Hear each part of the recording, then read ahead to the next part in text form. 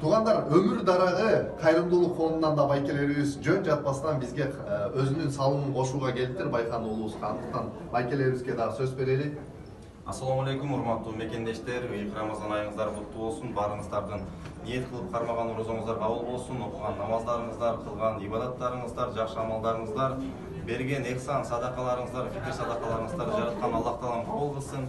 Ушул Байкан, Аслан, Хамза балдарыбызга кимде ким салым кошуп ушул жакшылыкка ким кадам таштаган болсо, колу менен, тили менен, буту менен ким кандай жакшылык кылган болсо, Аллахтан эселеп сооптор кайтсын.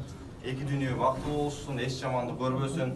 Ушул учурдан пайдаланып баягы пендеге ыраазычылык билдире албаган Аллахка шүгүр келтире албайт дейт. Ошон үчүн ушул жердеги күндүр түндүр убактыларын бөлүп кызмат кылып аткан биздин эже карындаштарга, ага инилерге, ушул жердеги волонтер жаштарга ыраазычылык билдиребиз. Аллах разы болсун, эки дүйнө бактылуу болуңуздар. Аллахым өмүрүңүздөрдү берекелүү жана узун кылсын. Жашасын Байкан.